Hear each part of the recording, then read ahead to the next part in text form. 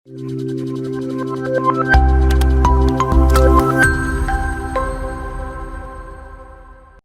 students, welcome to new lecture.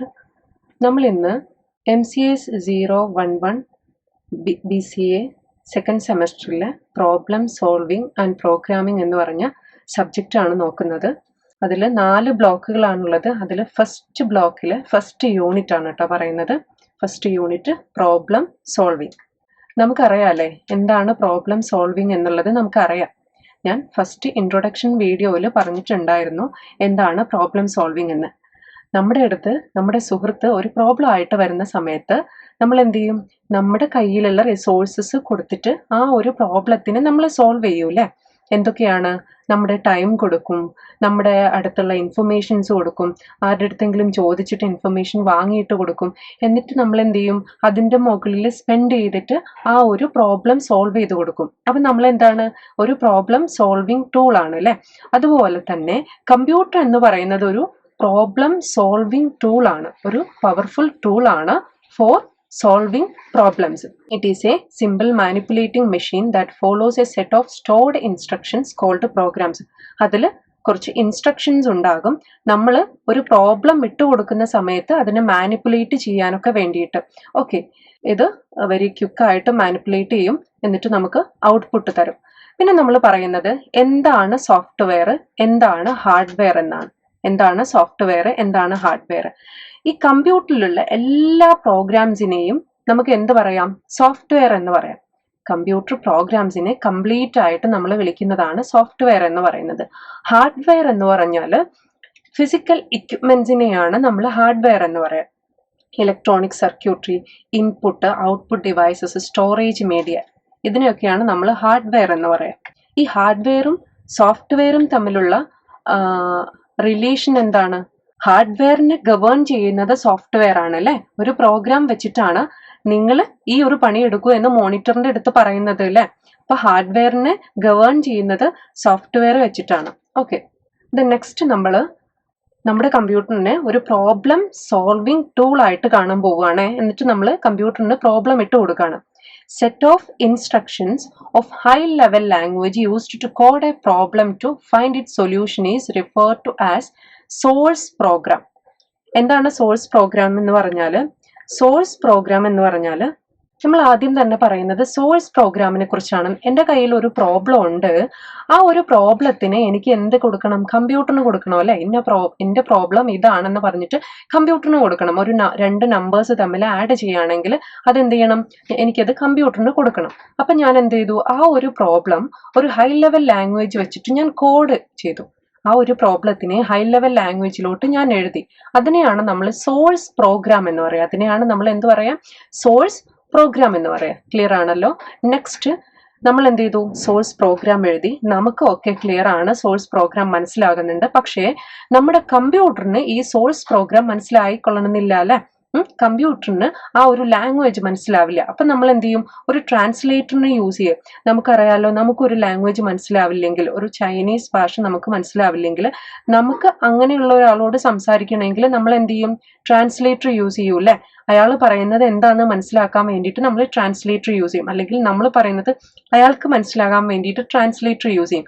അപ്പം നമ്മുടെ source programme, high level ലാംഗ്വേജിൽ എഴുതിയിട്ടുള്ള സോഴ്സ് പ്രോഗ്രാം നമ്മുടെ കമ്പ്യൂട്ടറിന് മനസ്സിലാവാൻ വേണ്ടിയിട്ട് നമ്മൾ എന്ത് ചെയ്യും?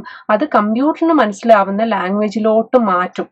ആ മാറ്റുന്ന ട്രാൻസ്ലേറ്ററിനെയാണ് നമ്മൾ കമ്പൈലർ ഓർ ഇന്റർപ്രറ്റർ എന്ന് വിളിക്കുക. അപ്പോൾ പുള്ളിക്കാരന് ചെയ്യുന്നത് സോഴ്സ് പ്രോഗ്രാമിനെ ഒബ്ജക്റ്റ് പ്രോഗ്രാമിലോട്ട് മാറ്റും. ഒബ്ജക്റ്റ് പ്രോഗ്രാം ആർക്ക് മനസ്സിലാകും? കമ്പ്യൂട്ടറിന് മനസ്സിലാകും. അപ്പൊ ഈ ഒരു ഫേസിനെ, ഈ ഒരു ട്രാൻസ്ലേറ്റിംഗ് ഫേസിനെയാണ് നമ്മൾ കമ്പൈലേഷൻ ഓർ ഇന്റർപ്രറ്റേഷൻ ഫേസ് എന്ന് പറയാം. കമ്പൈലേഷൻ ഓർ ഇന്റർപ്രറ്റേഷൻ ഫേസ് എന്ന് പറയാം. ഓക്കെ, ആ സമയത്ത് ഈ കമ്പൈലേഷനും ഇന്റർപ്രറ്റേഷനും ഫേസും നടക്കുന്ന സമയത്ത് അവിടെ എന്തെങ്കിലും എറേഴ്സ് ഉണ്ടോ എന്ന് ചെക്ക് ചെയ്യും. ആ ഒരു സ്റ്റേജിൽ ഇൻസ്ട്രക്ഷനിൽ നമ്മൾ കൊടുത്ത പ്രോഗ്രാമിൽ അതിൻ്റെ ഫോർമാറ്റിൽ എന്തെങ്കിലും എറേഴ്സ് ഉണ്ടോ എന്ന് ചെക്ക് ചെയ്യും. എന്നിട്ട് എറേഴ്സ് ഉണ്ടെങ്കിൽ നമുക്ക് എന്ത് ചെയ്യും, എറേഴ്സ് പ്രിന്റ് ചെയ്തിട്ട് വരും. ഇവിടെ ഒരു എറേഴ്സ് ഉണ്ട്, ഇന്ന ലൈനിൽ ഒരു എറർ ഉണ്ടെന്ന് പറഞ്ഞിട്ട് നമുക്ക് പ്രിന്റ് ചെയ്തിട്ട് വരും. ഇനി അവിടെ എറർ ഒന്നും ഇല്ല എങ്കിൽ നമുക്ക് എന്ത് ചെയ്യും, ആ ഒരു കമ്പൈലേഷന്റെ ഔട്ട്പുട്ട് കിട്ടും അല്ലെ, കമ്പൈലേഷൻ സ്റ്റേജിന്റെ ഔട്ട്പുട്ട് കിട്ടും, അഥവാ ഒബ്ജക്റ്റ് പ്രോഗ്രാം നമുക്ക് കിട്ടും. എന്ത് കിട്ടും, നമുക്ക് ഒബ്ജക്റ്റ് പ്രോഗ്രാം കിട്ടും. ഈ ഒരു ഒബ്ജക്റ്റ് പ്രോഗ്രാം കിട്ടും. നെക്സ്റ്റ് നമുക്ക് ഈ ഒബ്ജക്റ്റ് പ്രോഗ്രാമിനെയാണ് നമ്മൾ എക്സിക്യൂട്ട് ചെയ്യാം. എക്സിക്യൂഷൻ എന്ന് പറഞ്ഞാൽ എന്താണ്, നമ്മൾ കമ്പൈൽ ചെയ്ത് കഴിഞ്ഞിട്ടേ ഉള്ളൂ, നമ്മൾ മെഷീന് മനസ്സിലാവുന്ന ലാംഗ്വേജിലോട്ട് മാറ്റിയിട്ടേ ഉള്ളൂ. നെക്സ്റ്റ് അവിടെ കാൽക്കുലേഷൻസ് നടക്കണം അല്ലെ. 2 നമ്പേഴ്സ് ആഡ് ചെയ്യുകയാണെങ്കിൽ A+B അവിടെ 2ഉം 3ഉം ആഡ് ചെയ്തിട്ട് 5 എന്ന് കാണിക്കണം. അപ്പൊ അതാണ് എക്സിക്യൂഷൻ എന്ന് പറയുന്നത്, പെർഫോം കാൽക്കുലേഷൻസ്. അപ്പം ഈ ഒരു സ്റ്റേജ് എന്താണ്, എക്സിക്യൂഷൻ സ്റ്റേജ് ആണ് കേട്ടോ. അവിടെ കാൽക്കുലേഷൻസ് പെർഫോം ചെയ്യുകയാണ് ചെയ്യുന്നത്. നമുക്ക് എന്തെങ്കിലും ഇൻപുട്ട് ഒക്കെ കൊടുക്കാനുണ്ടെങ്കിൽ അവിടെ കൊടുക്കുക, എന്നിട്ട് എന്ത് ചെയ്യും, ഔട്ട്പുട്ട് ഡിവൈസിൽ ഔട്ട്പുട്ട് പ്രിന്റ് ചെയ്തിട്ട് വരും. ഓക്കെ, അപ്പൊ ആദ്യം തന്നെ സോഴ്സ് പ്രോഗ്രാമിനെ കമ്പൈലേഷൻ ഓർ ഇന്റർപ്രിട്ടേഷൻ ചെയ്യുക. അവിടെ എറർ ഉണ്ടെങ്കിൽ ഓക്കെ, എറർ ക്ലിയർ ചെയ്യുക. നെക്സ്റ്റ് നമുക്കൊരു ഒബ്ജക്റ്റ് പ്രോഗ്രാം കിട്ടും. ഒബ്ജക്റ്റ് പ്രോഗ്രാമിനെ നമുക്ക് എക്സിക്യൂട്ട് ചെയ്യുക. എക്സിക്യൂട്ട് ചെയ്യുന്ന സമയത്ത് ശ്രദ്ധിക്കേണ്ടത്, നമ്മൾ വേരിയബിൾ വെച്ചിട്ട് A+B ആണ് കൊടുത്തെങ്കിൽ നമ്മളടുത്ത് അവർ പറയും എക്കും ബിക്കും വാല്യൂ കൊടുക്കും എന്ന് പറയും. 2+3 കൊടുക്കുക, നെക്സ്റ്റ് 2 and 3 കൊടുക്കുക, നെക്സ്റ്റ് 2+3 കാൽക്കുലേഷൻ ചെയ്തിട്ട് 5 എന്ന് ഔട്ട്പുട്ട് ആയിട്ട് നമുക്ക് കിട്ടും. ക്ലിയർ ആണല്ലോ. നോക്കിക്കേ, ഒന്നുകൂടി പറഞ്ഞതാണ്. സോഴ്സ് പ്രോഗ്രാമിനെ കമ്പ്യൂട്ടർ സിസ്റ്റത്തിലേക്ക് നമ്മൾ കൊടുക്കും. കമ്പ്യൂട്ടർ സിസ്റ്റത്തിന് മനസ്സിലാകുന്ന ഒബ്ജക്റ്റ് പ്രോഗ്രാമായിട്ട് മാറ്റും. നെക്സ്റ്റ് ഈ ഒബ്ജക്റ്റ് പ്രോഗ്രാമിന് നമ്മൾക്ക് റൺ ചെയ്യണം. റൺ ചെയ്യുന്ന സമയത്ത് എന്തെങ്കിലും ഡാറ്റാസ്, എന്തെങ്കിലും ഇൻപുട്ട് നമുക്ക് കൊടുക്കണമെങ്കിൽ, ഇവിടെ എന്തെങ്കിലും ഇൻപുട്ട് നമുക്ക് കൊടുക്കണമെങ്കിൽ നമ്മൾ എന്ത് ചെയ്യുക, ഇൻപുട്ട് കൊടുക്കുക. ദെൻ ഇൻപുട്ട് കൊടുത്തിട്ട് അതിന്റെ റിസൾട്ട് നമുക്ക് കിട്ടും. Okay, is it clear? Then നമ്മൾ പക്ക ബേസിക് ആയിട്ടുള്ള കാര്യമാണ് ഇപ്പൊ പറഞ്ഞിരിക്കുന്നത്. ഇനിയാണ് നമ്മൾ നമ്മുടെ യൂണിറ്റിലോട്ട് വരുന്നത്. ഫസ്റ്റ് യൂണിറ്റിൽ നമ്മൾ ഡിസ്കസ് ചെയ്യുന്ന കാര്യങ്ങളാണ് അപ്ലൈ പ്രോബ്ലം സോൾവിംഗ് ടെക്നിക്സ് എന്താണെന്ന് പഠിക്കും. അതെങ്ങനെയാണ് അപ്ലൈ ചെയ്യുന്നത്, അതിന്റെ സ്റ്റെപ്സ് നോക്കും. Define an algorithm and it's features, അൽഗോരിതത്തിന്റെ എന്താണ് അൽഗോരിതം എന്ന് പറയും, അതിന്റെ ഫീച്ചേഴ്സ് എന്താന്ന് പറയും. അനാലിസിസ് ഓഫ് അൽഗോരിതം എഫിഷ്യൻസി, അൽഗോരിതത്തിന്റെ എഫിഷ്യൻസി അനാലിസിസ് ചെയ്യും. അതിന്റെ കോംപ്ലക്സിറ്റി അനലൈസ് ചെയ്യും. പിന്നെ എന്താണ്, ഫ്ലോ ചാർട്ട് ഡിസൈൻ ചെയ്യും. എന്താ ഇതൊക്കെ എന്ന് സംശയം ഉണ്ടാവും. നമുക്ക് ഓരോരോ സ്റ്റെപ്പുകളായിട്ട് മുന്നോട്ട് പോവാം. പ്രോബ്ലം സോൾവിംഗ് ടെക്നിക്സ്, നമ്മുടെ അടുത്ത് ഒരു പ്രോബ്ലം കിട്ടുകയാണല്ലേ, ആ ഒരു പ്രോബ്ലത്തിനെ നമ്മൾ എന്താ ചെയ്യുക, അതിനെ സോൾവ് ചെയ്യണം. അപ്പൊ സോൾവ് ചെയ്യേണ്ട സമയത്ത് നമ്മൾ ഫസ്റ്റ് ചെയ്യുന്ന കുറച്ച് കാര്യങ്ങളാണ് നമ്മൾ നോക്കുന്നത്. A problem solving techniques follow certain steps in finding the solution of problem. ഒരു പ്രോബ്ലം വന്നിട്ട് അത് സൊല്യൂഷനിലോട്ട് എത്തണമെങ്കിൽ നമ്മൾ കുറച്ച് സ്റ്റെപ്സുകൾ കഴിയണം. ഓരോ സ്റ്റെപ്സുകളും കഴിഞ്ഞിട്ട് പതിയെ മുന്നോട്ട് പോയിട്ടാണ് നമ്മൾ സൊല്യൂഷനിലോട്ട് എത്തുക. അപ്പൊ നമ്മുടെ കയ്യിൽ ആദ്യം തന്നെ എന്ത് കിട്ടി, ഒരു പ്രോബ്ലം കിട്ടിക്കഴിഞ്ഞു അല്ലെ. അതിന് നമ്മൾ ഓരോ പ്രോഗ്രഷൻ കൊടുത്ത് നമ്മൾ സൊല്യൂഷനിലോട്ട് വരും. അപ്പൊ ഈ ഒരു സ്റ്റെപ്പാണ് നമ്മൾ പറയുന്നത്. നമ്മുടെ കയ്യിൽ ആദ്യം തന്നെ പ്രോബ്ലം കിട്ടിക്കഴിഞ്ഞാൽ എന്താ ചെയ്യുക, നമ്മുടെ അടുത്ത് ഒരു പ്രോബ്ലം കിട്ടിക്കഴിഞ്ഞു അല്ലെ, ആ ഒരു പ്രോബ്ലത്തിന് ഫസ്റ്റ് മനസ്സിലാക്കുക. അവിടെ രണ്ടുപേരെ അടി കൂടുന്നത് കാണുന്നുണ്ട് അല്ലെ, അത് സോൾവ് ചെയ്യണമെങ്കിൽ അവിടെ പോയിട്ട് എന്താണ് അവർ തമ്മിലുള്ള പ്രശ്നം, എന്തിനാ അടി കൂടുന്നതെന്ന് മനസ്സിലാക്കണ്ടേ. അപ്പൊ അതാണ് ഫസ്റ്റ് തന്നെ ആ ഒരു പ്രോബ്ലത്തിനെ ഡിഫൈൻ ചെയ്യാം. പ്രോബ്ലം ഡെഫിനിഷൻ ഫേസ്, എന്നാലല്ലേ ആ പ്രോബ്ലത്തിന് സൊല്യൂഷൻ കാണാനുള്ള ഒരു സ്റ്റെപ്പ് നമുക്ക് മുന്നോട്ട് വെക്കാൻ പറ്റുള്ളൂ. അപ്പൊ problem definition phase, understand a problem മനസ്സിലാക്കാതെ നമ്മൾ സൊല്യൂഷൻ ചെയ്ത് കഴിഞ്ഞാൽ ഔട്ട്പുട്ട് ശരിയാവില്ല അല്ലെ. Next getting started on a പ്രോബ്ലത്തിൽ നമ്മൾ സ്റ്റാർട്ട് ചെയ്യുക. നെക്സ്റ്റ് സ്റ്റെപ്പാണ്, നമുക്കൊരു പ്രോബ്ലം കിട്ടിക്കഴിഞ്ഞു, ആ പ്രോബ്ലം നമ്മൾ ഡിഫൈൻ ചെയ്ത് കഴിഞ്ഞു. ഇനി നമ്മൾ ഇങ്ങനെ ആലോചിക്കുകയാണ്, ഇതേത് വഴിക്ക് പോയാലാണ് കറക്റ്റ് ആവുക, ഏത് വഴിക്ക് സോൾവ് ചെയ്ത് പോയാലാണ് കറക്റ്റ് ആവുക എന്ന് ആലോചിച്ചിരുന്നാൽ വല്ലതും നടക്കുമോ? നമ്മൾ അതിൽ സ്റ്റാർട്ട് ചെയ്യണം, വർക്ക് ചെയ്യാൻ തുടങ്ങണം. അപ്പോഴായിരിക്കും നമുക്ക് മനസ്സിലാക്കുക, ഓക്കെ ഈ വഴിയല്ലായിരുന്നു ശരി, അല്ലെങ്കിൽ ഇതല്ല അതാണ് ശരി എന്ന് പറഞ്ഞ് നമുക്ക് ഡൈവേർട്ട് ചെയ്തൊക്കെ പോകാം. നമ്മളിപ്പോൾ ഒരു സ്ഥലത്തോട്ട് ട്രിപ്പ് പോവുകയാണെങ്കിൽ, വയനാട്ടിലോട്ട് പോവുകയാണെങ്കിൽ ഒരുപാട് വഴികൾ ഉണ്ടാവും ചിലപ്പം. അപ്പോൾ നമ്മളിങ്ങനെ വീട്ടിലിരുന്ന് ആലോചിച്ചിരുന്നാൽ മതിയോ? ജസ്റ്റ് ബൈക്ക് സ്റ്റാർട്ട് ചെയ്തിട്ട് നമ്മൾ തുടങ്ങണം അല്ലേ, അപ്പോഴേ നമ്മൾ മറ്റുള്ളവരുടെ അടുത്തൊക്കെ ചോദിച്ചിട്ട് നമുക്ക് മനസ്സിലാവുള്ളൂ ഏത് റൂട്ടാണ് നല്ലത്, എങ്ങനെയാണ് പോവേണ്ടതെന്നൊക്കെ. അപ്പോൾ getting started on A problem. Next step the use of specific examples. നമ്മൾ എന്ത് ചെയ്യുക, സ്പെസിഫിക് എക്സാമ്പിൾസ് നമ്മൾ യൂസ് ചെയ്യുക. എന്നുവെച്ചാൽ ഒരുപാട് പ്രീഡിഫൈൻഡ് ആയിട്ടുള്ള സ്റ്റെപ്സ് ഒക്കെ ഉണ്ടെങ്കിൽ അത് നമ്മൾ യൂസ് ചെയ്യുക. Okay, similarities among problems.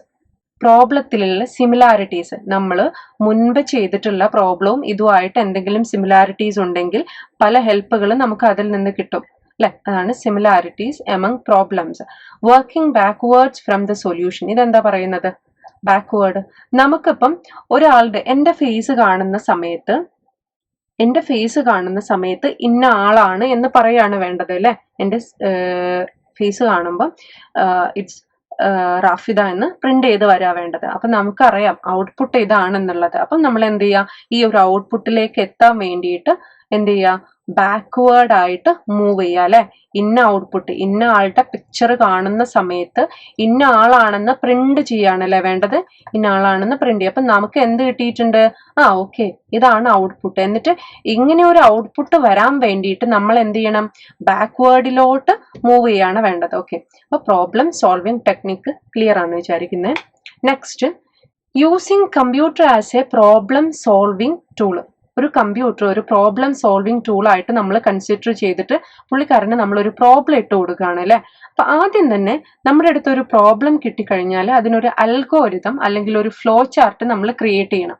Algorithm എന്ന് പറഞ്ഞാൽ ഒരു ഫൈനൈറ്റ് സ്റ്റെപ്സ് ടു സൊല്യൂഷൻസ്, സൊല്യൂഷനിലോട്ടുള്ള ഫൈനൈറ്റ് സ്റ്റെപ്സ്. ഒരു 2 നമ്പേഴ്സ് ആഡ് ചെയ്യുകയാണെങ്കിൽ ആദ്യം 2 നമ്പർ എടുക്കുക, നെക്സ്റ്റ് ആഡ് ചെയ്തിട്ട് സമ്മിലോട്ട് സ്റ്റോർ ചെയ്യുക, സമ്മ് പ്രിന്റ് ചെയ്യുക. അപ്പം അതാണ് അൽഗോരിതം എന്ന് പറയുന്നത്. അത് ഇങ്ങനെ എഴുതി വെച്ചിരിക്കുന്നത്, നമ്മുടെ ലാംഗ്വേജിൽ എഴുതി വെച്ചിരിക്കുന്നത്. Next, flow chart. Flow chart ആ ഒരു പ്രോഗ്രാമിൽ എങ്ങനെയാണ് ഫ്ലോ പോയിരിക്കുന്നത്, കൺട്രോൾ ഫ്ലോസ് എങ്ങനെയാണ് പോയിരിക്കുന്നത്. ഒരു സ്റ്റെപ്പ് കഴിഞ്ഞിട്ട് ഫസ്റ്റ് സ്റ്റെപ്പ് കഴിഞ്ഞിട്ട് സെക്കൻഡ് സ്റ്റെപ്പ് ആണോ, അല്ലെങ്കിൽ ഫസ്റ്റ് സ്റ്റെപ്പ് വീണ്ടും റിപ്പീറ്റ് ചെയ്യണോ, എങ്ങനെയാണ് ആ ഒരു പ്രോഗ്രാമിൽ കൂടി കൺട്രോൾ പോയിരിക്കുന്നത്. അതാണ് നമ്മുടെ ഫ്ലോ ചാർട്ട്. നെക്സ്റ്റ് എന്താണ്, എന്നിട്ട് നമ്മൾ എന്ത് ചെയ്യണം, ആ ഒരു അൽഗോരിതവും ഫ്ലോ ചാർട്ടും നോക്കിയിട്ട് പ്രോഗ്രാം എഴുതണം. പ്രോഗ്രാം കമ്പ്യൂട്ടർ ലാംഗ്വേജിൽ, ഹൈ ലെവൽ ലാംഗ്വേജിൽ നമ്മൾ പ്രോഗ്രാം എഴുതണം അല്ലെ. സി ലാംഗ്വേജ് ആണ്, നമ്മൾ സി ലാംഗ്വേജിനെ കുറിച്ചാണ് പറയുന്നത്. Enter the program using some editors. Editor ആദ്യം തന്നെ നമ്മൾ എന്ത് ചെയ്യും, നമ്മുടെ നോട്ടിൽ എഴുതി വെക്കും പ്രോഗ്രാം, എന്നിട്ട് എഡിറ്റർ യൂസ് ചെയ്തിട്ട് സിസ്റ്റത്തിൽ എഴുതും. Test and debug the program. ആ പ്രോഗ്രാമിനെ കമ്പൈൽ ചെയ്യും. നെക്സ്റ്റ് ആ ഒരു പ്രോഗ്രാമിനെ റൺ ചെയ്യും. 5th step. Then next input data and get the result. നമുക്ക് റിസൾട്ട് കിട്ടും. Okay, design of algorithms.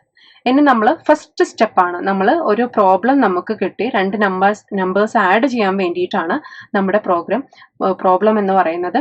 അപ്പൊ നമ്മൾ എന്ത് ചെയ്യാണ്, അതിന് വേണ്ടിയിട്ടുള്ള അൽഗോരിതം ഡിസൈൻ ചെയ്ത് വരാണ് കേട്ടോ. അതിന് വേണ്ടിയിട്ടുള്ള അൽഗോരിതംസ് നമ്മൾ ഡിസൈൻ ചെയ്യണം. അപ്പൊ എന്താണ് algorithm? Algorithm is a finite set of steps defining the solution of a particular problem.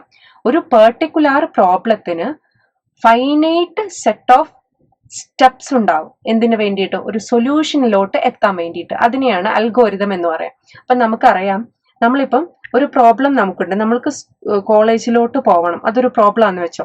അപ്പൊ നമ്മൾ എന്ത് ചെയ്യാം, നമുക്ക് ആവശ്യമുള്ള ഒരു കാര്യം, നമ്മൾ ഫസ്റ്റ് തന്നെ വീട്ടിൽ നിന്ന് ഇറങ്ങുന്നു, ബസ് സ്റ്റോപ്പിലോട്ട് നടക്കുന്നു, ബസ്സിൽ കയറുന്നു, ക്യാഷ് കൊടുക്കുന്നു, കോളേജിന്റെ അടുത്തുള്ള ബസ് സ്റ്റോപ്പിൽ ഇറങ്ങുന്നു, കോളേജിലോട്ട് നടക്കുന്നു, ക്ലാസ്സിലോട്ട് പോകുന്നു അല്ലെ. അവിടെയാണ് കോളേജിൽ നമ്മൾ എത്തിയത്. ഓക്കെ, ഇനിയിപ്പം 2 നമ്പേഴ്സ് ആഡ് ചെയ്യാൻ വേണ്ടിയിട്ടാണെങ്കിലോ, ആ 2 നമ്പേഴ്സും റീഡ് ചെയ്യുന്നു, റീഡ് ചെയ്ത നമ്പേഴ്സ് ആഡ് ചെയ്യുന്നു, ആഡ് ചെയ്തത് സമ്മിലോട്ട് സ്റ്റോർ ചെയ്യുന്നു, സമ്മ് പ്രിന്റ് ചെയ്യുന്നു. ഓക്കെ, ഇതാണ് അൽഗോരിതം അഥവാ finite set of steps defining the solutions.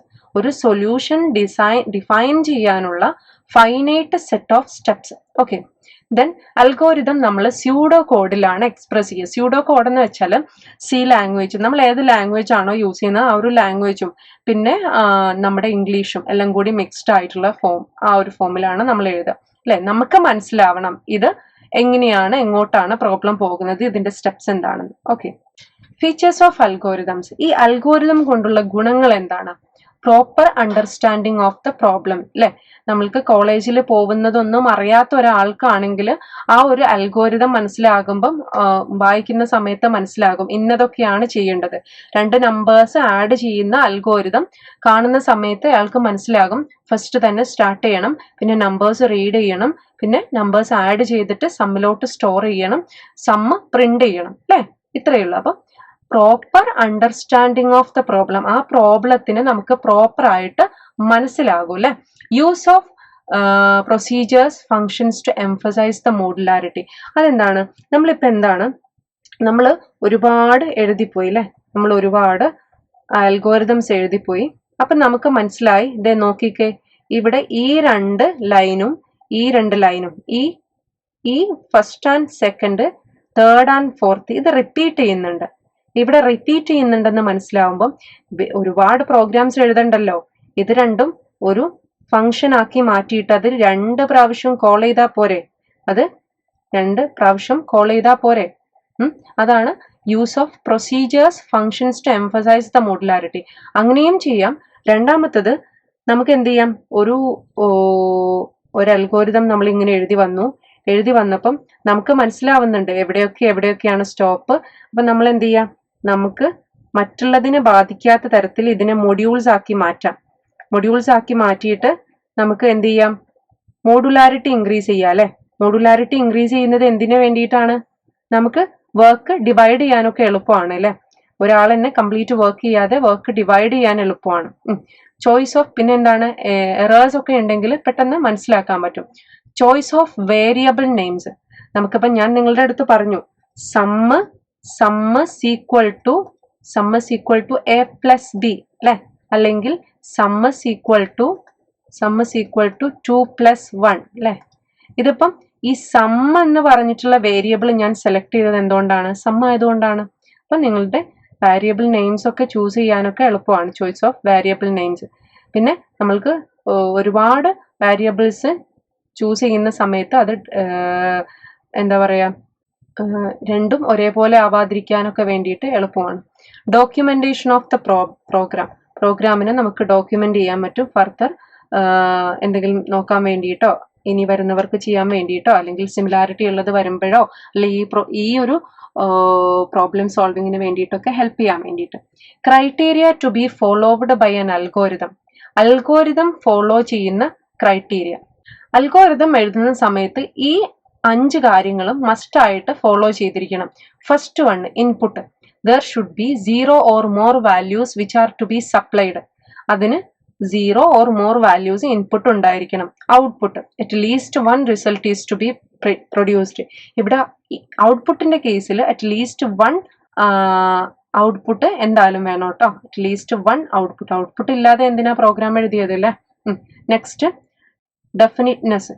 Each step must be clear and unambiguous. ഇത് പറയുന്നത് വെച്ചാൽ ഓരോ സ്റ്റെപ്പും ക്ലിയർ ആയിരിക്കണം, അണാംബിഗസ് ആയിരിക്കണം. അതിലുള്ള നമ്മുടെ അൽഗോരിതത്തിലുള്ള ഓരോ സ്റ്റെപ്പും ക്ലിയർ ആയിരിക്കണം അല്ലെ. ആംബിഗസ് ഉണ്ടായിരിക്കാൻ പാടില്ല അല്ലെ. എറേഴ്സ് ഉണ്ടായിരിക്കാൻ പാടില്ല. ഫൈനൈറ്റ് ആയിരിക്കണം.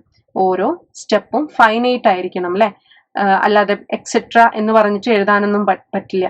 The algorithm must terminate after a finite number of steps. നമ്മളിപ്പം ഒരു 5 സ്റ്റെപ്പ് എഴുതിയിട്ട് എക്സെട്ര ഇങ്ങനെയാണെങ്കിൽ എക്സെട്ര അങ്ങനെ എഴുതാൻ പറ്റില്ല അല്ലെ. അപ്പൊ ഫൈനൈറ്റ് നമ്പർ ഓഫ് സ്റ്റെപ്സ് ഉണ്ടായിരിക്കണം. Effectiveness. Each step must be sufficiently basic that a person using only paper and pencil can in principle carry it out. In addition, not only each step is definite, it must also be feasible. നമ്മളിപ്പം ഒരുപാട് സ്റ്റെപ്പുകൾ ഇങ്ങനെ എഴുതിപ്പോയി. അപ്പോൾ ഓരോ സ്റ്റെപ്പും finite ആയാൽ മാത്രം പോരാ. അത് ഫീസിബിൾ ആയിരിക്കണം അല്ലെ. അതിന് ഫീസിബിലിറ്റി ഉണ്ടായിരിക്കണം. വെറുതെ നമ്മൾ സ്റ്റെപ്പ് ഉണ്ടാക്കിയാൽ പോരാ, അത് എഫക്റ്റീവ് ആയിരിക്കണം. നമ്മുടെ പ്രോബ്ലം സോൾവിങ്ങിന് എഫക്റ്റീവ് ആയിട്ട് ഉള്ള സ്റ്റെപ്പ് ആയിരിക്കണം. ഓക്കെ, ഒന്നും കൂടി റിപ്പീറ്റ് ചെയ്യണം. Criteria to be followed by an algorithm. അതിൽ 5 സ്റ്റെപ്പുകളാണുള്ളത്. 5ഉം നമ്മൾ പറഞ്ഞു. First input, 0 or more values input ആയിട്ടിരിക്കണം. ഔട്ട്പുട്ട് അറ്റ്ലീസ്റ്റ് 1 റിസൾട്ട് ഔട്ട്പുട്ട് ആയിരിക്കണം. ഡെഫിനിറ്റ്നെസ് ക്ലിയർ ആയിരിക്കണം, അനാംബികസ് ആയിരിക്കണം. ഫൈനൈറ്റ്നെസ്, നമ്മൾ ഒരു അൽഗോരിതം എഴുതുന്ന സമയത്ത് അതിന് 5 സ്റ്റെപ്പ് എന്ന് പറഞ്ഞിട്ട് 5 സ്റ്റെപ്പ് ഉണ്ടായിരിക്കണം. അല്ലാതെ ഇന്ന അവസ്ഥ വന്നാൽ ഇത്രയും അധികം സ്റ്റെപ്പ്, അല്ലെങ്കിൽ ഈ കണ്ടീഷനിലാണെങ്കിൽ ഇത്രയും അധികം സ്റ്റെപ്പ്, അങ്ങനെയല്ല. ഫൈനൈറ്റ് സ്റ്റെപ്പ് ഉണ്ടായിരിക്കണം. ഓക്കെ. എഫക്റ്റീവ്നെസ്, എഫക്റ്റീവ് ആയിരിക്കണം. ഫൈനൈറ്റ് മാത്രം ആയാൽ പോരാ, അതെന്തായിരിക്കണം? ഫീസിബിൾ ആയിരിക്കണം, എഫക്റ്റീവ് ആയിരിക്കണം ഓരോ സ്റ്റെപ്പും. ഓക്കെ. നെക്സ്റ്റ്, ഒരു അൽഗോരിതം എഴുതാം. അൽഗോരിതം എഴുതുന്ന സമയത്ത് എപ്പോഴും ശ്രദ്ധിക്കേണ്ട ഒരു കാര്യം, ഫസ്റ്റ് സ്റ്റെപ്പ് എന്ന് പറയുന്നത് എന്തായിരിക്കും? സ്റ്റാർട്ട് ആയിരിക്കണം. ഫസ്റ്റ് സ്റ്റെപ്പ് എന്ന് പറയുന്നത് സ്റ്റാർട്ട് ആയിരിക്കണം. ഓക്കെ. ലാസ്റ്റ് സ്റ്റെപ്പ് എന്ന് പറയുന്നത് എന്തായിരിക്കണം? സ്റ്റോപ്പ് ആയിരിക്കണം. അപ്പം അൽഗോരിതം നമ്മൾ എഴുതുന്ന സമയത്ത് ഫസ്റ്റ് സ്റ്റെപ്പ് സ്റ്റാർട്ടും ലാസ്റ്റ് സ്റ്റെപ്പ് സ്റ്റോപ്പും ആയിരിക്കണം. നോക്കിക്കേ, ഈ ഒരു പ്രോബ്ലത്തിൽ ഫസ്റ്റ് സ്റ്റാർട്ട് കണ്ടു അല്ലെ, നമ്മൾ സ്റ്റാർട്ട് ചെയ്യാണ്, ലാസ്റ്റ് സ്റ്റോപ്പ് ചെയ്തു അല്ലെ. ഫൈനൈറ്റ് നമ്പർ സ്റ്റെപ്സ് ഇല്ലേ? ഓക്കെ. നെക്സ്റ്റ്, നമ്മൾ 2 നമ്പേഴ്സ് ആഡ് ചെയ്യുന്നതാണ്. Read 2 numbers A and B. 2 numbers നമ്മൾ റീഡ് ചെയ്തു. ഇൻപുട്ട് ഓക്കെ ആയോ? ഇൻപുട്ട് കിട്ടിയില്ലേ? 2 നമ്പേഴ്സ് റീഡ് ചെയ്യുക. അപ്പൊ നമ്മൾ ഇൻപുട്ട് എടുക്കുന്ന സമയത്ത് റീഡ് എന്നാണ് നമ്മൾ പറയുക. ഇൻപുട്ട് എടുക്കുന്ന സമയത്ത് റീഡ് എന്നാണ് നമ്മൾ പറയുക. Read 2 numbers A and B. Okay. Read എന്ന് പറയുന്നത് ഇൻപുട്ട് എടുക്കുന്ന സമയത്താണ്. 2 നമ്പേഴ്സ് ആണ് കാൽക്കുലേറ്റ് ആഡ് ചെയ്യേണ്ടത്. അപ്പൊ ആ 2 നമ്പേഴ്സിനെയും നമുക്ക് കിട്ടണം. അപ്പൊ അതിനെയാണ് നമ്മൾ റീഡ് എന്ന് പറയാം. കാൽക്കുലേറ്റ് ദ സമ്മ് കാൽക്കുലേറ്റ് ചെയ്യുക. എന്നിട്ട് അതെന്ത് ചെയ്യുക? സം എന്ന് പറഞ്ഞിട്ടുള്ള വേരിയബിളിലോട്ട് സ്റ്റോർ ചെയ്യുക. എന്നിട്ട് എന്ത് ചെയ്യുക? ഔട്ട്പുട്ട് കൊടുക്കുക. Display the value of sum അല്ലെ, വാല്യൂ ഓഫ് സം ഡിസ്പ്ലേ ചെയ്യുക. അപ്പം ഔട്ട്പുട്ട് കൊടുക്കുമ്പോൾ നമ്മൾ ഡിസ്പ്ലേ എന്നുള്ളതാണ് യൂസ് ചെയ്യുക. ഡിസ്പ്ലേ. ഓക്കെ, ക്ലിയർ ആണല്ലോ. Then stop. ഓക്കെ. അപ്പൊ 2 നമ്പേഴ്സ് ആഡ് ചെയ്യാനുള്ളതാണ് കേട്ടോ ഈ പറഞ്ഞിരിക്കുന്നത്. നെക്സ്റ്റ്, നമ്മൾ ഒരു നമ്പറിന്റെ അൽഗോരിതം ടു ഫൈൻഡ് ഫാക്ടോറിയൽ, ഒരു നമ്പറിന്റെ ഫാക്ടോറിയൽ കാണാൻ വേണ്ടിയിട്ടുള്ള അൽഗോരിതം ആണ്. അപ്പൊ ആദ്യം തന്നെ ഫസ്റ്റ് സ്റ്റെപ്പ് എന്താണ്? ഈ പറഞ്ഞ പോലെ എന്താണ് ഫാക്ടോറിയൽ എന്ന് പറഞ്ഞാൽ? 5ന്റെ ഫാക്ടോറിയൽ എന്താണ്? 5ന്റെ ഫാക്ടോറിയൽ എന്താണ്? Equal to 5 factorial equal to 5 into 4 into 3 into 2 into 1 ആണ് അല്ലെ. ഇതാണ് 5ന്റെ ഫാക്ടോറിയൽ. 3യുടെ ഫാക്ടോറിയലോ? 1 ഇൻറ്റു 2 ഇൻറ്റു 3. 1 മുതൽ 3 വരെയുള്ള നമ്പേഴ്സ് മൾട്ടിപ്ലൈ ചെയ്യുക. അപ്പൊ നമ്മൾക്ക് ഇതിന്റെ ഫാക്ടോറിയൽ കാണണം. ഒരു നമ്പറിന്റെ ഫാക്ടോറിയൽ കാണണം. ഫസ്റ്റ് സ്റ്റെപ്പ് എന്തായിരിക്കും? Start. First step start. Second step എന്തിന്റെ അൽഗോരിതം ആണ് കാണേണ്ടത് അല്ലെ? എന്തിന്റെ അൽഗോരിതം ആണ് കാണേണ്ടത്? എന്തിന്റെ അൽഗോരിതം ആണ്? ഒരു നമ്പറിൻ്റെതാണ്. അപ്പം ആ ഒരു നമ്പർ റീഡ് ചെയ്യണം അല്ലെ. Read number n. ഒരു നമ്പറിന്റെ അൽഗോരിതം റീഡ് ചെയ്യണം, കാണണം. അപ്പൊ ആ നമ്പറിനെ റീഡ് ചെയ്യണം. ഓക്കെ. തേർഡ് വണ്ണ് പറയുന്നത് നമുക്ക് എന്തെങ്കിലും വേരിയബിൾസ് ഇനീഷ്യലൈസ് ചെയ്യണമെങ്കിൽ ഇവിടെ ഇനീഷ്യലൈസ് ചെയ്ത് വെക്കുക കേട്ടോ. അപ്പൊ ഏതൊക്കെയാണ്? എനിക്കിപ്പം ഫാക്ട് എന്ന് പറഞ്ഞിട്ടുള്ള ഒരു ഇത് ഇനീഷ്യലൈസ് ചെയ്യണം. അത് 1ലോട്ടാണ്, I 1ലോട്ടാണ്. ഇത് രണ്ടും ഞാൻ എന്ത് ചെയ്തു? ഇനീഷ്യലൈസ് ചെയ്തു. ഫാക്ടിന്റെ വാല്യൂ 1 ആക്കി സെറ്റ് ചെയ്ത് വെച്ചു, ഐന്റെ വാല്യൂ 1 ആക്കി സെറ്റ് ചെയ്ത് വെച്ചു അല്ലെ. നെക്സ്റ്റ്, 4th സ്റ്റെപ്പ് എന്ന് പറയുന്നത് 4th സ്റ്റെപ്പ് മുതൽ ത്രൂ 6th സ്റ്റെപ്പ് വരെ റിപ്പീറ്റ് ചെയ്യുക അൺടിൽ എന്ത്? എന്റെ ഐന്റെ വാല്യൂ എന്നിന്റെ വാല്യൂവും ഈക്വൽ ആകുന്നത് വരെ. ഐന്റെ വാല്യൂ എന്നിന്റെ വാല്യൂവും ഈക്വൽ ആകുന്നത് വരെ. ഇനി ഐന്റെ വാല്യൂ ലെസ് ദാൻ n ആയാലും കുഴപ്പമില്ല, പക്ഷെ അതിന്റെ വാല്യൂ ഗ്രേറ്റർ ദാൻ n ആയാലും പരിപാടി നിർത്തണം. അഥവാ 4th സ്റ്റെപ്പ് മുതൽ 6th സ്റ്റെപ്പ് വരെയുള്ള റിപ്പീറ്റേഷൻ നിർത്തണം എന്നാണ് പറയുന്നത്. ഇനി 5th സ്റ്റെപ്പ് എന്താണ്? ഫാക്ടോറിയൽ ഫൈൻഡ് ചെയ്യുക. Fact equal to fact into I അല്ലെ, fact. Next 6th step I increase ചെയ്യുക. I equal to I + 1. 7 fact print ചെയ്യുക. അല്ലെ, പ്രിന്റ് ഫാക്ടോറിയൽ. ഓക്കെ. നോക്കിക്കേ, നെക്സ്റ്റ് 8th സ്റ്റെപ്പ് ഉണ്ടാവൂലെ, എന്താണ്? സ്റ്റോപ്പ് ചെയ്യണമല്ലോ. അപ്പൊ നോക്കിക്കേ, ഇവിടെ ഞാൻ എന്ത് ചെയ്തു? 3യുടെ ഫാക്ടോറിയൽ ആണ് കാണാൻ പറയുന്നത്. അഥവാ ഞാൻ ഇവിടെ 3 ആണ് റീഡ് ചെയ്തിരിക്കുന്നത്. അപ്പം ഫസ്റ്റ് സ്റ്റെപ്പ് ഫാക്ട് എന്താണ്? ആദ്യം തന്നെ 1 ആണ് അല്ലേ? First step fact equal to 1 into i എന്താണ്? ഐ ഫസ്റ്റ് എന്താണ്? 1 ആണ്. 1 ആൻസർ എന്ത് കിട്ടി? സീക്വൽ ടു 1 തന്നെ. അപ്പൊ ഫാക്ടിലോട്ട് 1 വാല്യൂ സ്റ്റോർ ആയി കേട്ടോ. 1 വാല്യൂ 1 സ്റ്റോർ ആയി. ദെൻ ഐ ഇൻക്രീസ് ചെയ്തു. ഐ ഇപ്പൊ എന്താണ്? 1 ആണ് അല്ലേ? 1 പ്ലസ് 1 ചെയ്തു. സീക്വൽ ടു ഐ എന്തായി? ഇപ്പൊ 2 ആയി മാറി. വീണ്ടും റിപ്പീറ്റ് ചെയ്യാനാ പറഞ്ഞത്. സ്റ്റെപ്പ് റിപ്പീറ്റ് ചെയ്യാൻ പോയി. റിപ്പീറ്റ് ചെയ്തപ്പോ ചെക്ക് ചെയ്തു. ഐ സീക്വൽ ടു എൻ ആണോന്ന് ചെക്ക് ചെയ്തു. 2 ആണ് ഇപ്പം കിട്ടിയിട്ടുള്ള ഐ. കാരണം ഇവിടെ 2 ആയിട്ട് മാറിയില്ലേ? സീക്വൽ ടു എൻ 3 ആണ്. ഈക്വൽ ആണോ? അല്ല അല്ലെ? ഇതിനേക്കാളും ചെറുതാണ്. അപ്പൊ ഓക്കെ, റിപ്പീറ്റ് ചെയ്യാൻ പോവുകയാണ്. ഫാക്ട് ഇപ്പം 1 ആണ്. ഫാക്ട് 1 ആണ്. അപ്പം ഫാക്ട് സീക്വൽ ടു ഇപ്പോഴുള്ള ഫാക്ട് എന്താണ്? 1 ആണ് അല്ലെ? ഓക്കെ, 1 ഇൻറ്റു ഇപ്പോഴുള്ള ഐ എന്താണ്? 2 ആണ് അല്ലെ? സീക്വൽ ടു 3 കിട്ടിയില്ലേ? വീണ്ടും നമ്മൾ ഐ ഇൻക്രീസ് ചെയ്യും. ഐ എന്തായി? 2 പ്ലസ് 1 ആക്കി മാറി അല്ലെ? 3 ആക്കി മാറ്റി നമ്മൾ മുകളിലോട്ട് പോയി ചെക്ക് ചെയ്യാണ്. ഈ കണ്ടീഷൻ നമ്മൾ ചെക്ക് ചെയ്യാണ്. ഐ സീക്വൽ ടു എന്താണ്? 3 ആണ്. എൻ സീക്വൽ ടു 3 ആണ്. ഐയും എന്നും 3 ആണ് അല്ലെ? അപ്പം ഈക്വൽ ആയി, പക്ഷെ കൂടിയിട്ടില്ല. അപ്പൊ നമുക്ക് ഒരു പ്രാവശ്യവും കൂടി ചെയ്യാം. അപ്പൊ ഫാക്ട് ഇപ്പൊ എന്താണ്? ഫാക്ട് 3 ആണ്. ഫാക്ട് എന്താണ്? 3 ആണ് അല്ലെ?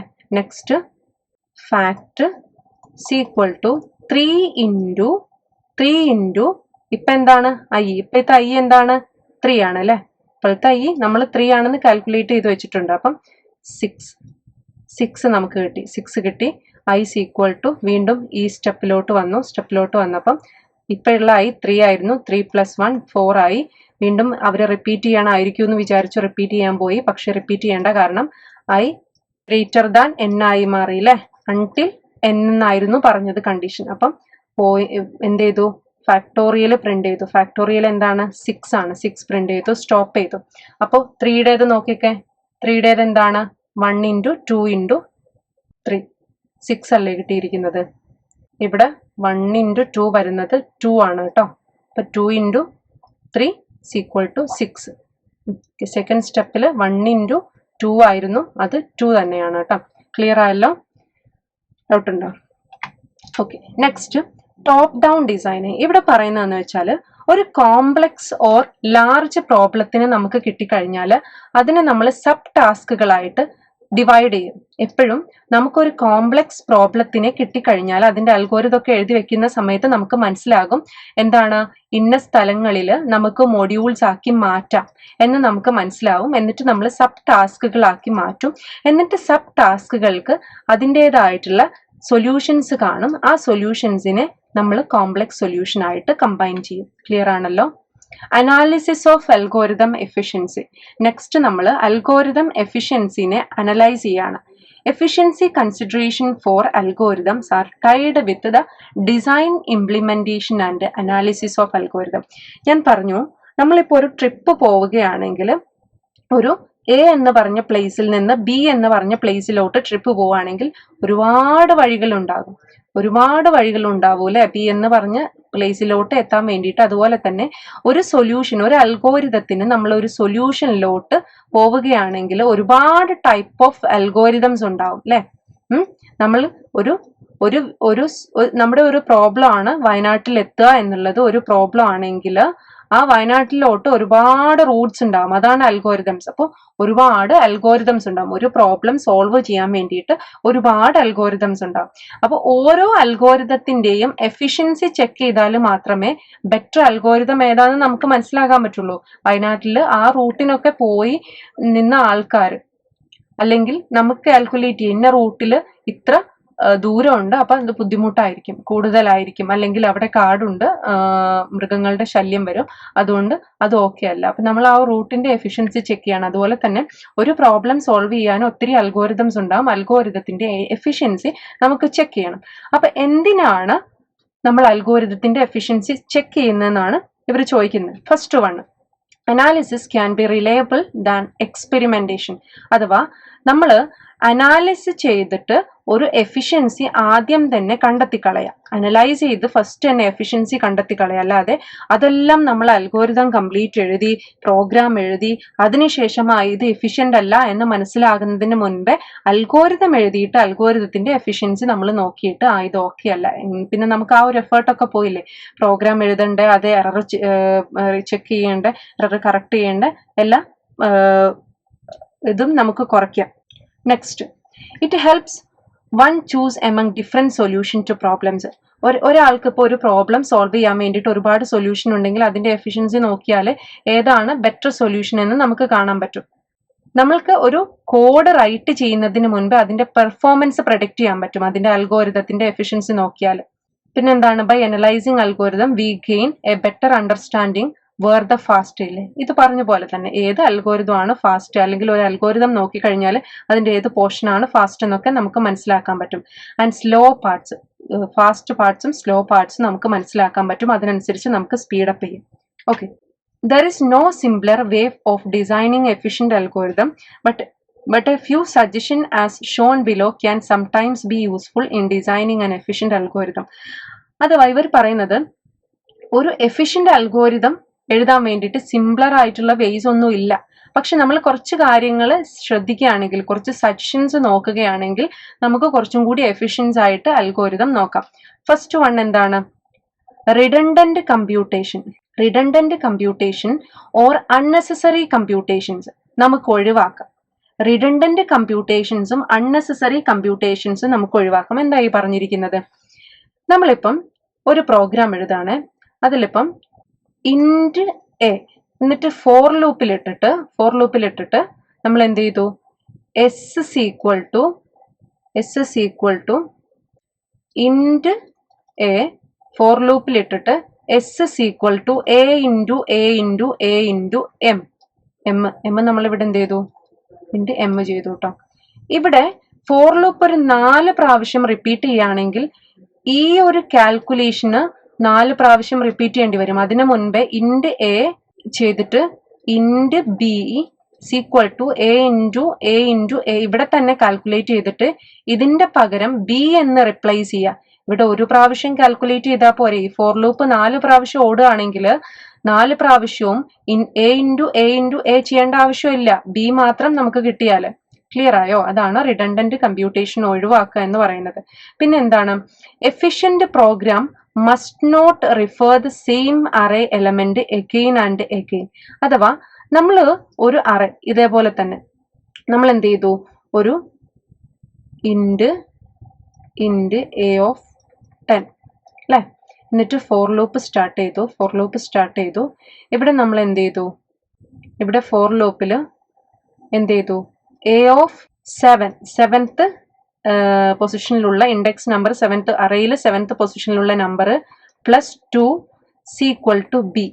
ഇതാണ് നമ്മുടെ കാൽക്കുലേഷൻ, എ ഓഫ് 7th പൊസിഷനിലുള്ള. അപ്പം ഈ ഫോർ ലൂപ്പ് 4 ടൈംസ് വർക്ക് ചെയ്യുകയാണെങ്കിൽ നമ്മൾ എന്ത് ചെയ്യണം, ഓരോ പ്രാവശ്യവും അറയിൽ പോകണം, അറയിൽ പോയിട്ട് 7th പൊസിഷനിൽ പോകണം, 7th പൊസിഷനിൽ പോയിട്ട് അവിടെ 100 ആണ് നമ്പർ എങ്കിൽ ആ നമ്പർ പിക്ക് ചെയ്തെടുക്കണം.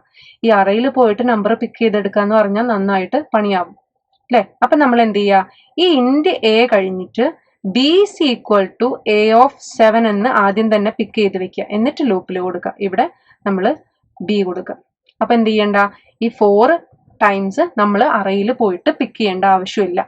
Efficiency due to late inefficiency due to late terminations നമുക്ക് ഒഴിവാക്കാം.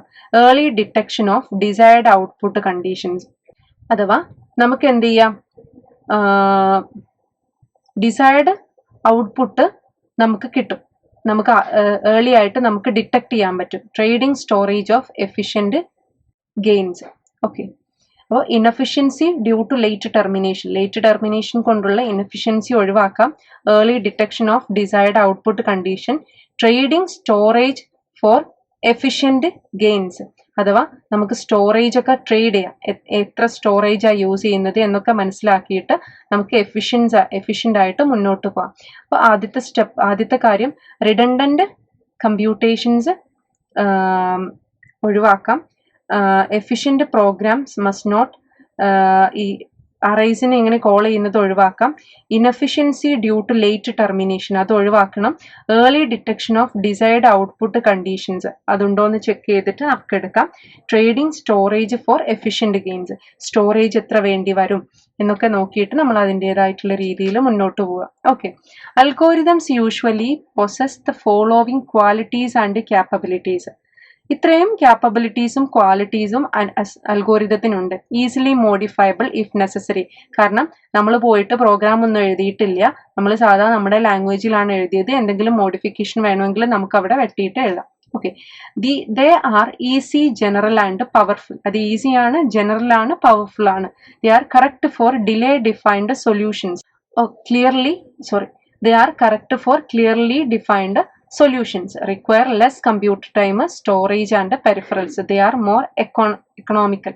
അഥവാ അൽഗോരിതംസ് എഴുതുമ്പം ഒരുപാട് കമ്പ്യൂട്ടർ ടൈമും സ്റ്റോറേജും ഒന്നും വേസ്റ്റ് ആകുന്നില്ല അല്ലെ. അഥവാ നമ്മൾ പ്രോഗ്രാമിലോട്ട് വന്നിട്ടില്ല.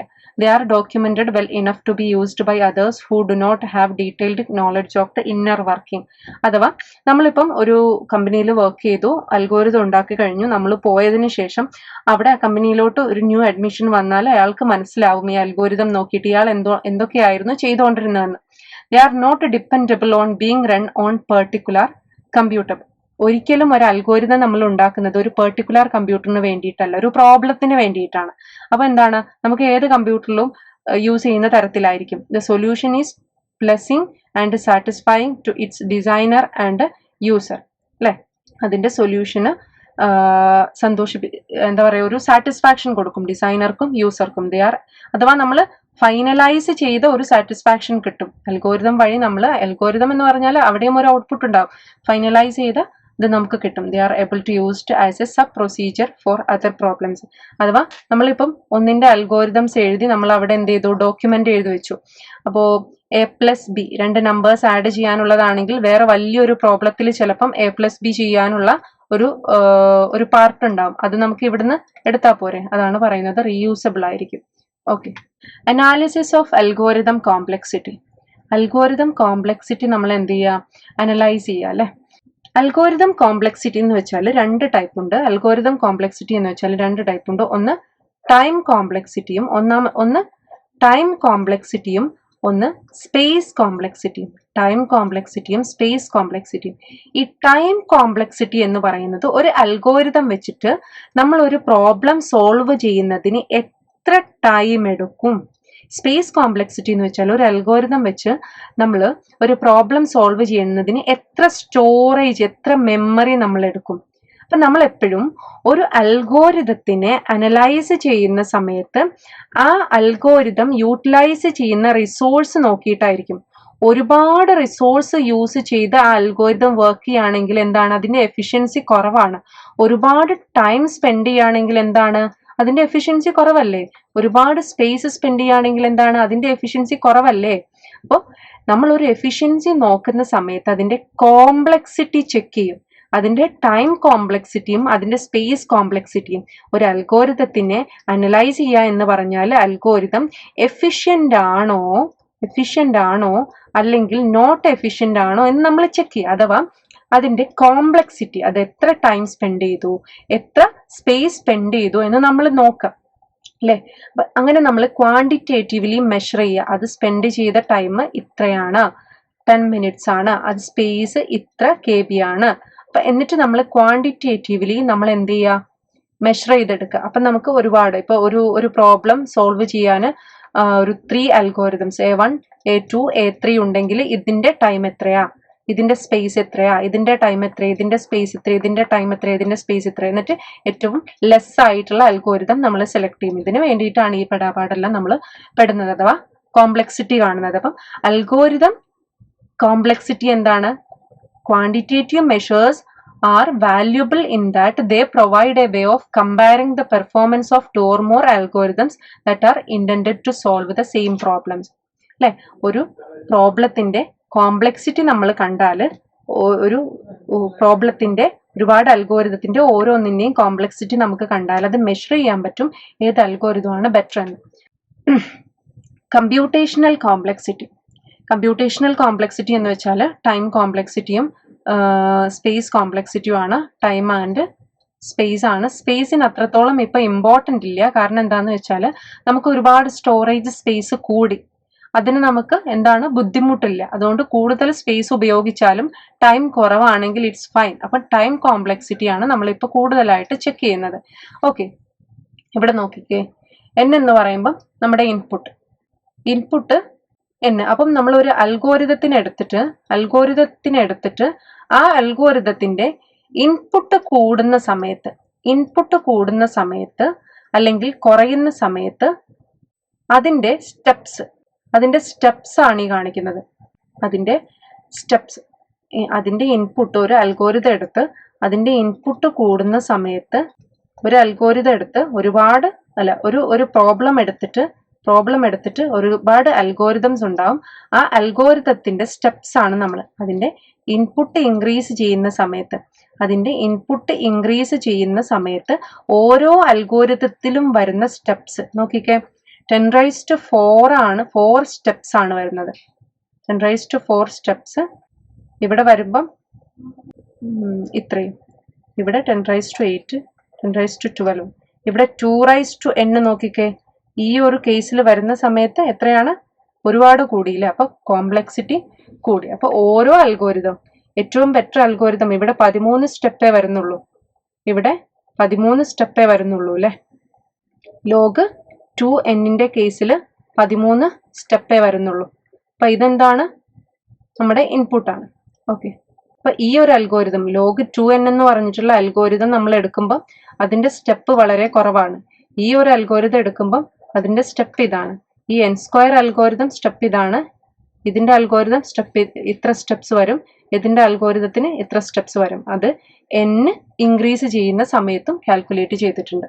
Okay, next the order of notations, അഥവാ നമ്മൾ ഒരു അൽഗോരിതത്തിന്റെ കോംപ്ലക്സിറ്റി കാണാൻ വേണ്ടിയിട്ട് കുറച്ച് നൊട്ടേഷൻസ് യൂസ് ചെയ്യുന്നുണ്ട്. ബിഗോ നൊട്ടേഷൻസ് ഒക്കെ പോലെയുള്ള നൊട്ടേഷൻസ് യൂസ് ചെയ്യുന്നുണ്ട്. ബിഗോ നൊട്ടേഷൻ ആണ് പറയുന്നത്. അതിന്റെ ഒരു ഇക്വേഷൻ ആണ് ഈ കാണിച്ചിരിക്കുന്നത്. f(n) എന്ന് പറഞ്ഞാൽ നമ്മുടെ ഫംഗ്ഷൻ ആണ്. There exist a positive constant c and n0 such that o less than or equal to f(n)0. നമ്മളിപ്പം ഇത് നമ്മുടെ n ആണ്, ഇത് ടൈം ആണ്. അപ്പൊ ഈ n0 പൊസിഷനിൽ ഇൻപുട്ട് n0യിൽ എത്തുന്ന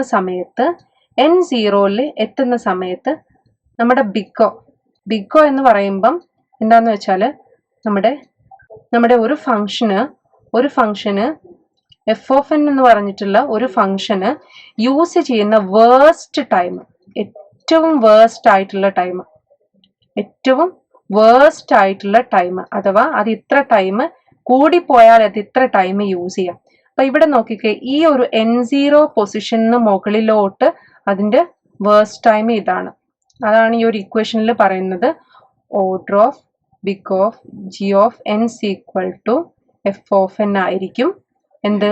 there exist a positive constant c and n0 such that 0യുടെയും c ഓഫ് ജിയുടെയും, ഇതാണ് c ഓഫ് ജി ട്ടോ, c ഓഫ് ജിയുടെയും ഇടയിലായിരിക്കും fall or all n greater than or equal to n0 കഴിഞ്ഞതിന് ശേഷം f(n) എന്ന് പറഞ്ഞ ഫംഗ്ഷന്റെ വേഴ്സ്റ്റ് കേസ് എന്താണ്? cg(n) ആയിരിക്കും. ഓക്കെ, മനസ്സിലായോ? ഓക്കെ, അഥവാ f(n) ഈക്വൽ ടു cg(n) ആയിരിക്കും. ഈസി ആയിട്ട് പറയാണ്, cg(n) ആയിരിക്കും. എപ്പോഴാണ്? when n greater than or equal to n0 പൊസിഷന് ശേഷം. ക്ലിയർ ആയോ? ഓക്കെ, പിന്നെ f(n) എന്ന് പറയുന്നത് 0-നേക്കാളും വലുതും g(n)നേക്കാളും ചെറുതുമായിരിക്കും. ഇതാണ് കേട്ടോ ഈ ഒരു ഇക്വേഷൻ പറയുന്നത്. അപ്പൊ ഈ ഒരു നൊട്ടേഷൻ എന്ന് വെച്ചാൽ ഒരു പ്രോബ്ലത്തിന്റെ കോംപ്ലക്സിറ്റി കാണാൻ വേണ്ടിയിട്ടാണ് ഈ ഒരു നൊട്ടേഷനെ യൂസ് ചെയ്യുക.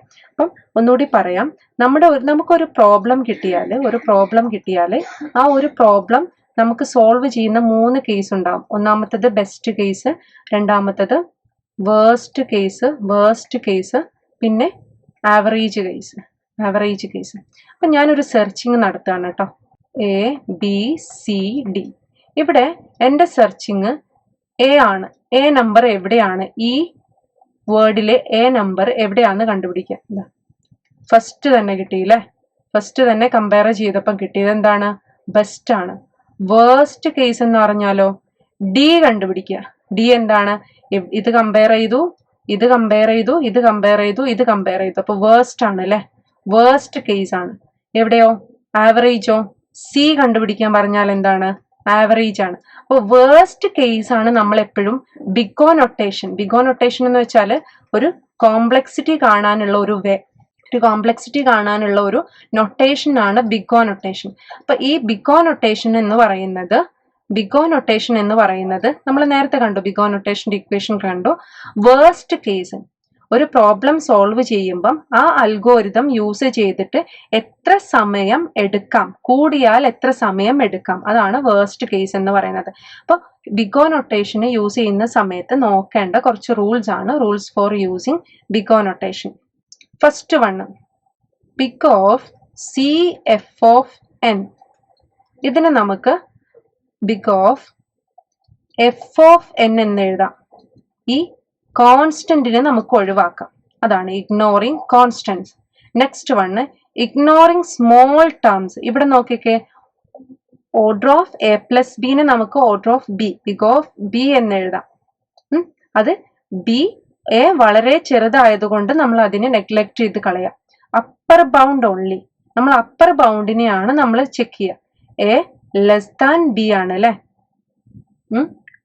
ഇവിടെ നോക്കിക്കേ, ഓർഡർ ഓഫ് എന്നും ഉണ്ട്, ഓർഡർ ഓഫ് എൻ ടു ഉണ്ട് അല്ലെ?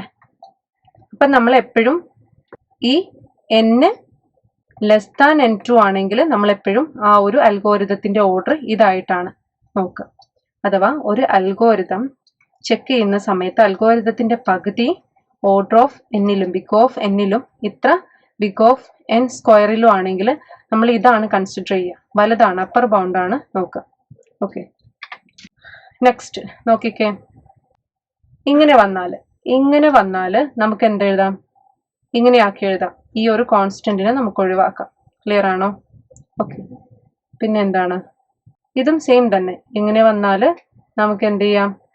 എൻ ലോഗ് എൻ എന്ന് എഴുതാം. എന്നിട്ട് വണ്ണിനെ ഒഴിവാക്കാം, കോൺസ്റ്റന്റിനെ ഒഴിവാക്കാം. Okay, worst and average case behaviour പറഞ്ഞു. Flow chart. Next flow chart ആണ്. The next step after the algorithm development is the flow charting. നമ്മളിപ്പോൾ എന്ത് ചെയ്തു? അൽഗോരിതം ഡെവലപ്പ് ചെയ്ത് കഴിഞ്ഞു അല്ലെ? നമ്മളിപ്പം അൽഗോരിതം ഡെവലപ്പ് ചെയ്ത് കഴിഞ്ഞു. ഇനി നമ്മൾ എന്താണ്?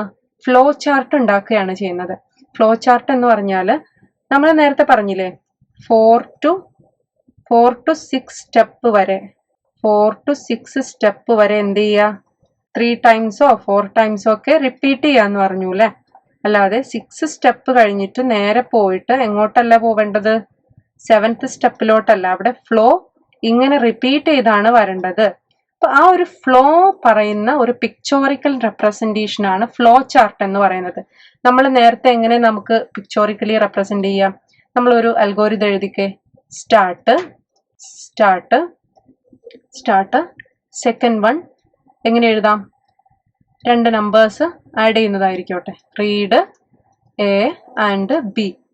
തേർഡ് വണ് എന്തെഴുതാം? Sum equal to A plus B. Sums equal to A plus B. Fourth print. ഈ അൽഗോരിതം എഴുതുന്ന സമയത്ത് നിങ്ങൾ നിങ്ങളുടെ വേയിൽ എഴുതുക കേട്ടോ. അല്ലാതെ നിങ്ങളുടെ ടെക്സ്റ്റ് ബുക്കിൽ ഉള്ളതുപോലെ തന്നെ വേണമെന്നില്ല. പ്രിന്റ് എന്ത്? സം. ഓക്കെ, 5th സ്റ്റെപ്പ് പറ്റ് ചെറുതായി പോകരുത് കേട്ടോ. 5th step stop. ഓക്കെ, ഇതിന്റെ ഫ്ലോ ചാർട്ട് സ്റ്റാർട്ട് അല്ലെ? ഇതിന്റെ ഫ്ലോ ചാർട്ട് എങ്ങനെയാണ്? സ്റ്റാർട്ട് എഴുതി പിന്നെ എന്താണ്? Read A and B. പിന്നെയോ sum equal to sum. Flow of control ഇങ്ങനെയാ. അതിന് next sums equal to A plus ബിയിലോട്ട് ചെയ്യുക. അതിനുശേഷം സമ്മ് പ്രിന്റ് ചെയ്യുക. അതിനുശേഷം സ്റ്റോപ്പ് ചെയ്യുക. ഇതല്ലേ അതിന്റെ ഫ്ലോ. ഇത് തന്നെയാണ് ഫ്ലോ ചാർട്ട്. പക്ഷേ ഫ്ലോ ചാർട്ടിൽ കുറച്ച് റൂൾസ് ആൻഡ് റെഗുലേഷൻസ് ഉണ്ട്. അതെന്താണെന്നും കൂടി നോക്കാം. കുറച്ച് സിമ്പിൾസ് നമ്മൾ യൂസ് ചെയ്യണം. അപ്പൊ സ്റ്റാർട്ട് എന്ന് ഞാൻ നേരത്തെ എഴുതിയപ്പോ എന്താണ്? സ്റ്റാർട്ട് എന്ന് ജസ്റ്റ് എന്ന് എഴുതി ഇങ്ങനെ ഫ്ലോ ചാർട്ട് മാർക്ക് ചെയ്ത അല്ലെ? ആരോ ഇട്ട് മാർക്ക് ചെയ്തതാണ്. പക്ഷേ ഇവിടെ നമ്മൾ സ്റ്റാർട്ടും സ്റ്റോപ്പും ഒക്കെ എഴുതുന്ന സമയത്ത് ശ്രദ്ധിക്കേണ്ട കാര്യം എന്താണെന്ന് വെച്ചാൽ ഇങ്ങനെ ആയിരിക്കും. ഇങ്ങനെ ഒരു ഓവൽ ഷേപ്പിൽ നമ്മൾ ഇടണം. അപ്പോഴാണ് സ്റ്റാർട്ട് ആൻഡ് സ്റ്റോപ്പ് ഓവൽ ഷേപ്പാണ് യൂസ് ചെയ്യുക. Next question decision use in branching. ക്വസ്റ്റ്യനോ ഡിസിഷനോ വന്നാൽ നേരത്തെ വന്നിട്ടുണ്ടായിരുന്നില്ലേ? നേരത്തെ വന്നിട്ടുണ്ടായിരുന്നു ഫാക്ടോറിയൽ കാണുന്ന സമയത്ത്. എന്ത്? n i equal to n ആകുന്നത് വരെ, അതൊരു ഡിസിഷനാ. n ആകുന്നത് വരെ എന്താക്കാം? നമുക്ക് ഉള്ളിലോട്ട് കിടക്കാം. ഒരു ഡിസിഷനാ. അപ്പൊ ഡിസിഷൻ എഴുതുന്ന സമയത്ത് ഒരു ക്വസ്റ്റ്യൻ ആണല്ലേ, ആണോ i ഈക്വൽ ടു n ആണോ? അപ്പൊ നമുക്ക് എന്താണ്? ഡയമണ്ട് ഷേപ്പായി യൂസ് ചെയ്യാം. ഇൻപുട്ട് ആൻഡ് ഔട്ട്പുട്ട് ഇതെന്താണ്? പ്രിന്റ്. സം എന്ന് എഴുതുമ്പം നമ്മൾ എന്താണ്? പാരലലോഗ്രാം പോലെ എഴുതണം. ആൻഡ് റീഡ് എഴുതുന്ന സമയത്ത് റീഡാണ് input, output, print. Okay. Flow arrow ആണ് ഫ്ലോ പറയുന്നത്. ഓക്കെ. Next connector. അഥവാ നമ്മൾ ഇങ്ങനെ ഒരു നോട്ടിൽ ഇങ്ങനെ എഴുതി പോകുന്ന സമയത്ത് ഇവിടെ എത്തിയപ്പോൾ നോട്ട് തീർന്നു അല്ലേ? അല്ലെങ്കിൽ നമുക്ക് എന്ത് ചെയ്യണം? ഒരു ഫ്ലോ ചാർട്ടിനെ രണ്ടായിട്ട് ഡിവൈഡ് ചെയ്യണം. അപ്പൊ അതിനെ കണക്ട് ചെയ്യാൻ വേണ്ടിയിട്ട് നമ്മൾ കണക്ടർ യൂസ് ചെയ്യും. ബാക്കിലെ പേജിലുള്ളതും മുൻപിലെ പേജിലുള്ളതും, അല്ലെങ്കിൽ ഒരു പേജിൽ തന്നെ നമുക്ക് മനസ്സിലാക്കാൻ ഈസി ഉണ്ടാവാൻ വേണ്ടിയിട്ട് നമ്മൾ എന്ത് ചെയ്യും? ആ ഒരു ഫ്ലോ ചാർട്ടിനെ രണ്ടായിട്ട് ഡിവൈഡ് ചെയ്തിട്ട് അതിന് നമുക്ക് എന്ത് ചെയ്യാം? ഇങ്ങനെ എ എന്ന് പറഞ്ഞിട്ട് ഫ്ലോ ചാർട്ടിന്റെ ഈ ഭാഗം എഴുതാം. എന്നിട്ട് ഇവിടെ കൊണ്ടുവന്നിട്ട് എ എന്ന് പറഞ്ഞ് ലിങ്ക് ചെയ്യിപ്പിക്കാം. ക്ലിയർ ആണല്ലോ? Process instructions. പ്രോസസ്സും ഇൻസ്ട്രക്ഷൻ ഒക്കെ വരുന്ന സമയത്ത് പ്രോസസ് ഇൻസ്ട്രക്ഷൻ എന്ന് പറഞ്ഞാൽ എന്താണ്? i ഈക്വൽ ടു 1 എന്ന് പറയുന്നത് ഒരു ഇൻസ്ട്രക്ഷൻ ആണ് അതിന്. അല്ലെങ്കിൽ പ്രോസസ്സോ sum equal to sum plus 1. Sum plus 1 അവിടെ എന്താണ്? പ്രോസസ്സാണ്. ഇതിനെയൊക്കെ നമുക്ക് ഇങ്ങനെ കൊടുക്കാം. ഓക്കെ. കമന്റ്സ് എക്സ്പ്ലനേഷൻസ് ഡെഫിനിഷൻ ഒക്കെ ഇതിലാ കൊടുക്കുക. അഡീഷണൽ സിമ്പിൾസ്, കുറച്ച് അഡീഷണൽ സിമ്പിൾസ് ഉണ്ട്. Preparations may be used in do ലൂപ്സിലൊക്കെ ചിലപ്പം പ്രിപ്പറേഷന് വേണ്ടിയിട്ട്. അതൊന്നും നിങ്ങൾക്ക് ഇതുവരെ വന്നിട്ടില്ല, എന്നാലും ഒന്ന് പഠിച്ചു വെക്കുക കേട്ടോ. Refers to separate flow chart separate ചെയ്യാൻ വേണ്ടിയിട്ട് ഇതാണ് യൂസ് ചെയ്യുക. Okay.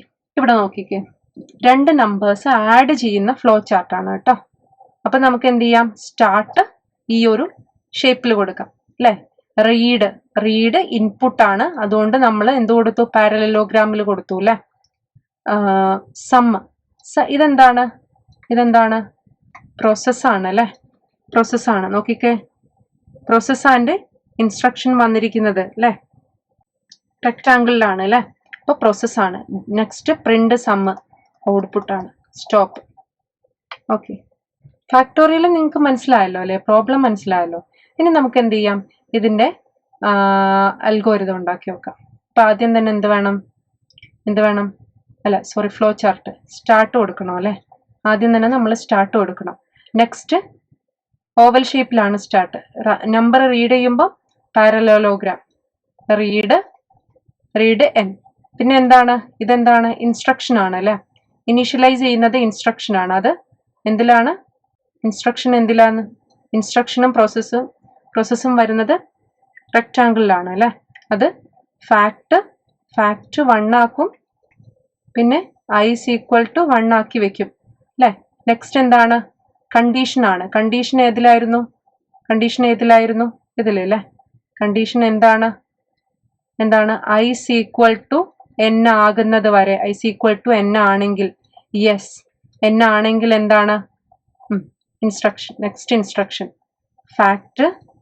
Fact equal to fact into i. Next instruction. Flow ഉണ്ട് കേട്ടോ, ഫ്ലോ മാർക്ക് ചെയ്യണേ. ഓക്കെ. നെക്സ്റ്റ് എന്താണ്?